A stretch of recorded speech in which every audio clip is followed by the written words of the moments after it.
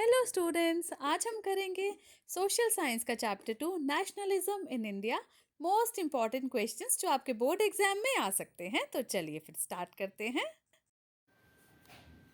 First question is what was the Rowlatt act. Rowlatt act क्या था?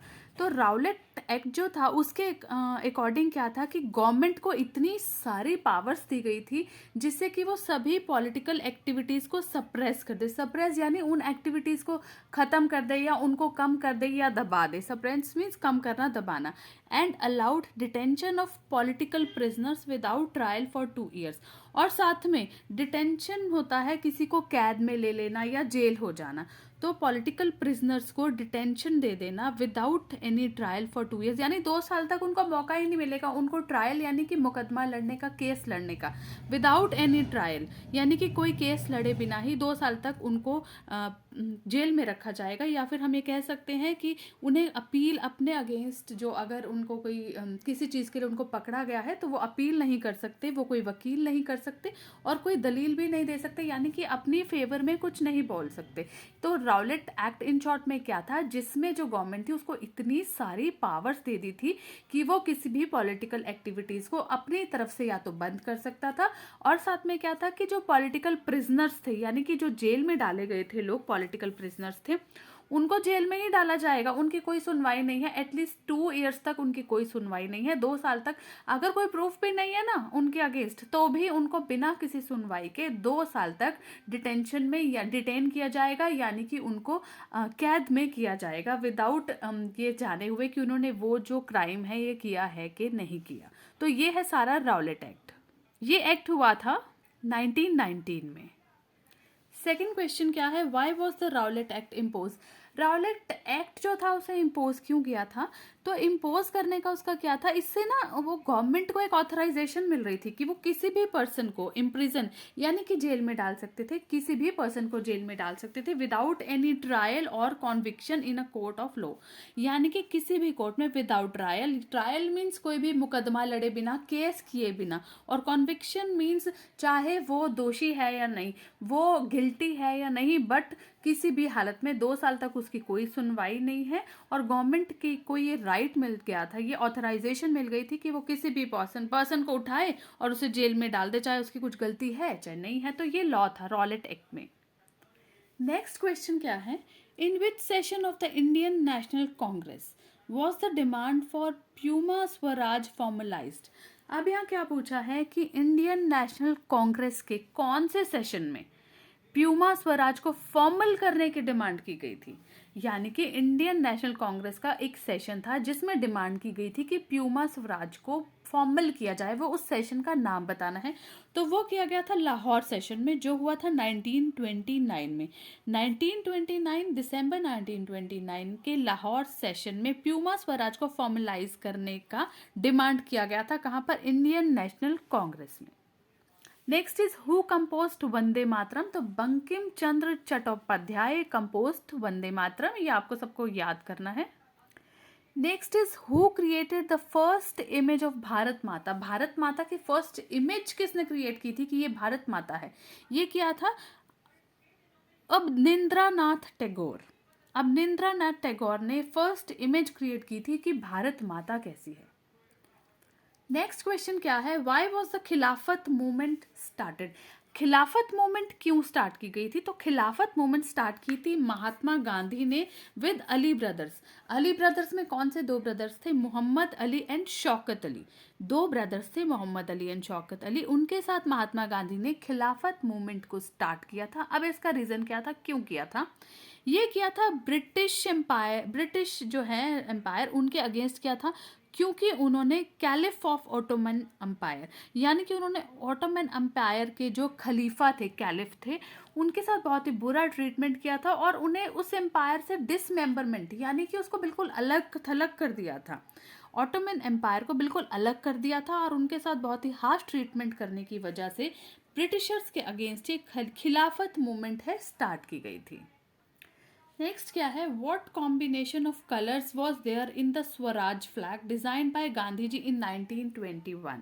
1921 में जो गांधी जी ने एक फ्लैग डिज़ाइन किया था जिसे बोला गया था स्वराज फ्लैग, उसमें कौन से कलर्स थे? तो उसके कलर्स थे red, green and white. Swaraj flag के कलर्स थे रेड, ग्रीन एंड वाइट, और ये कब किया गया था? 1921 में गांधी जी से डिज़ाइन किया गया था।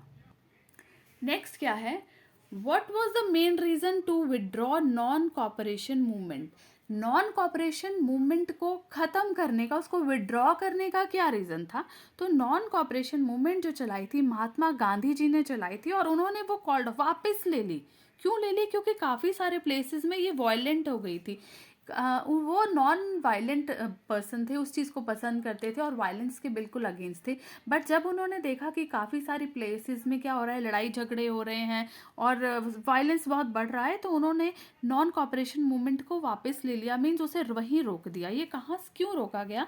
क्योंकि चौरा चौरी इंसिडेंट हुआ इन 1922।